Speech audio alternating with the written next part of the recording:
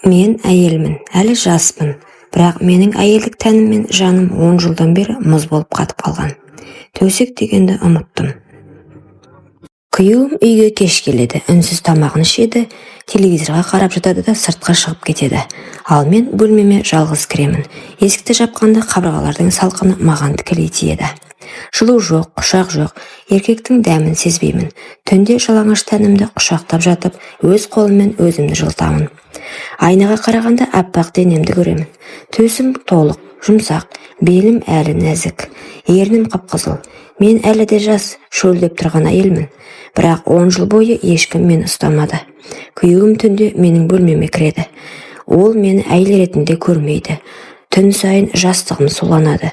Бірде жылап суландырамын, бірде тәнімнің отын сөндіре алмаймын.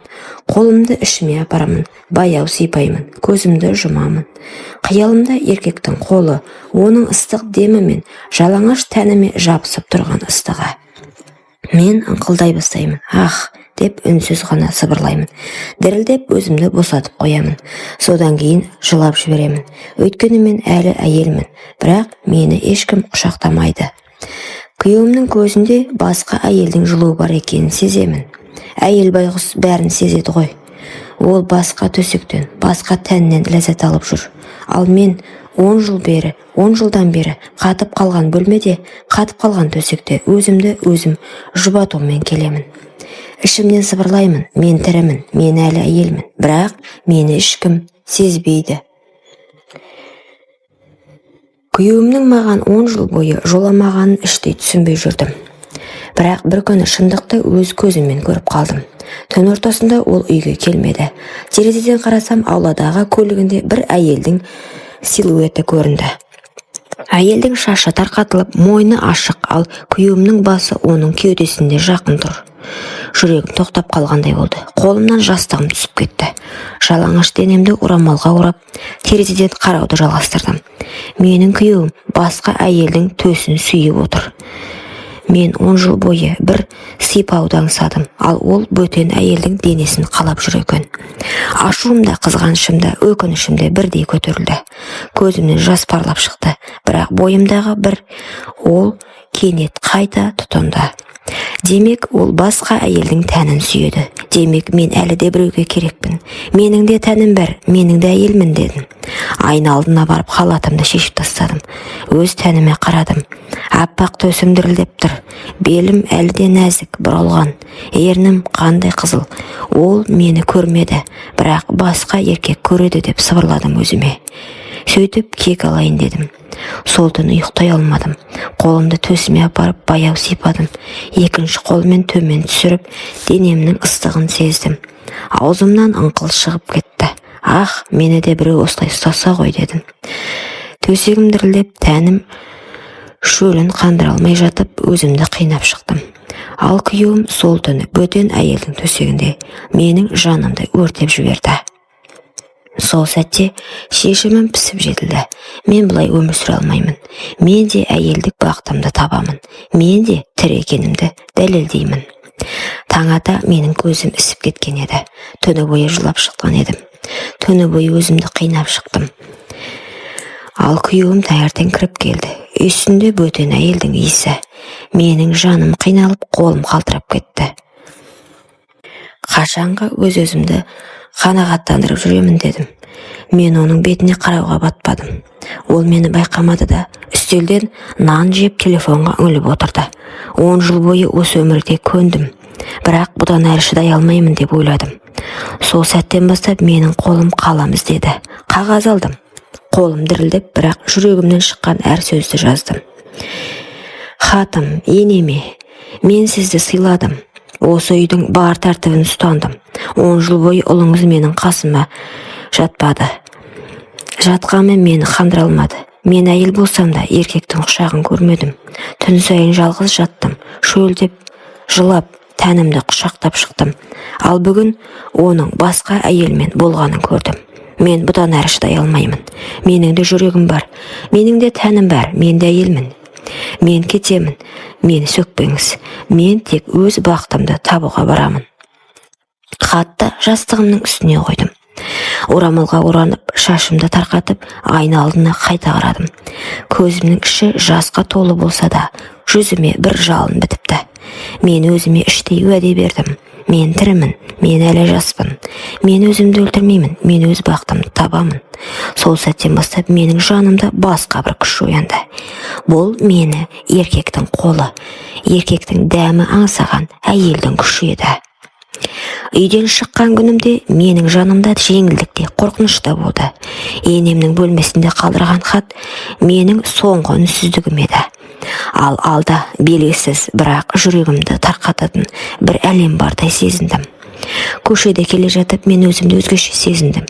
10 жыл бойы тұншыққан әйел енді еркін демалғандай еді.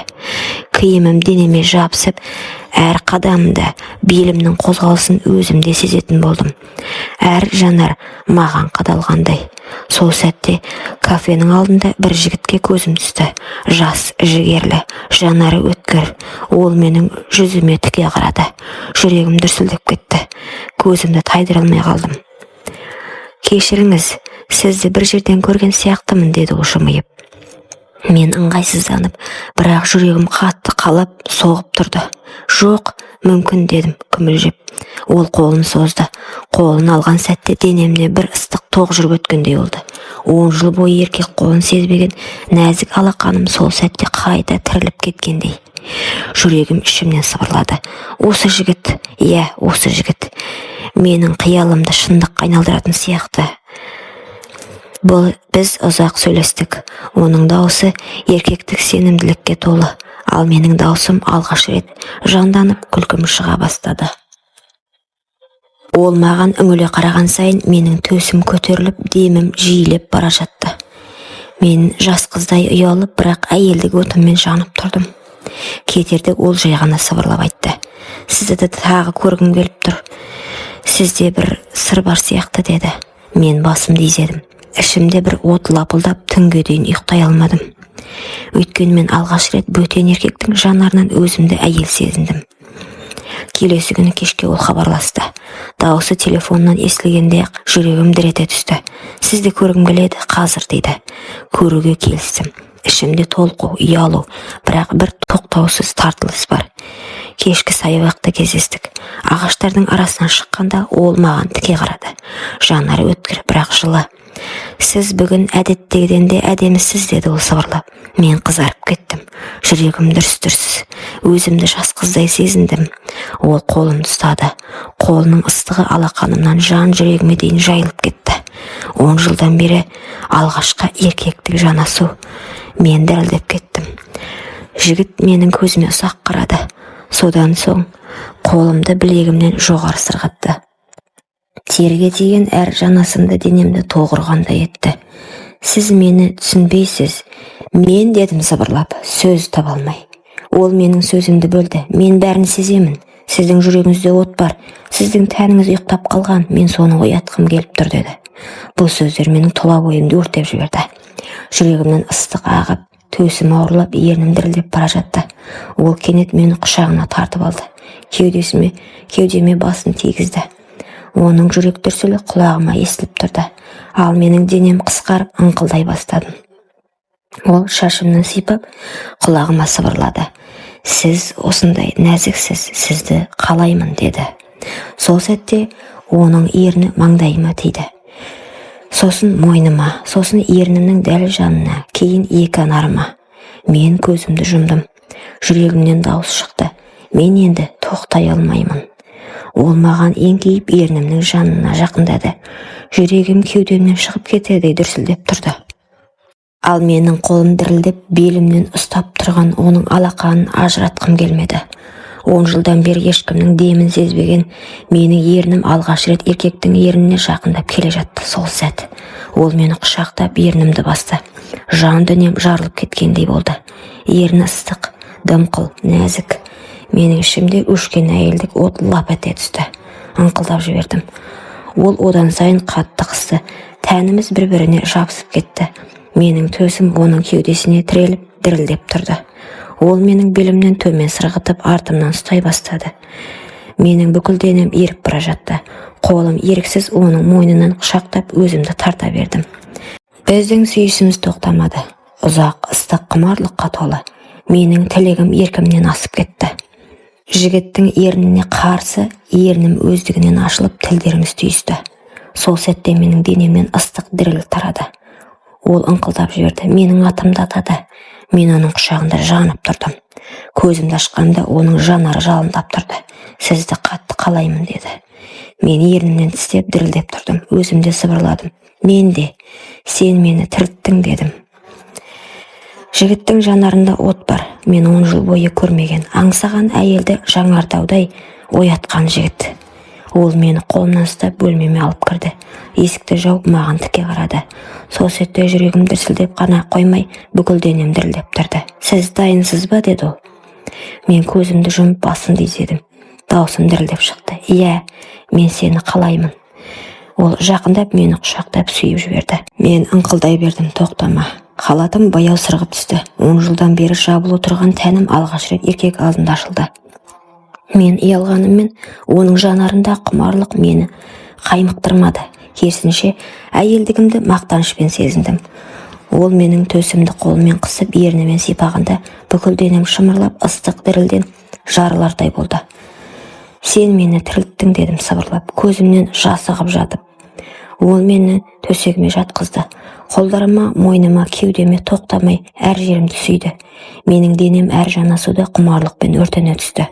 Сол түні мен 10 жыл бойы аңсағанымды алдым. Мен қайтадан әйел болдым. Менің жанымда, тәнімде жанып, шөлін қандырып рахатқа бөленді.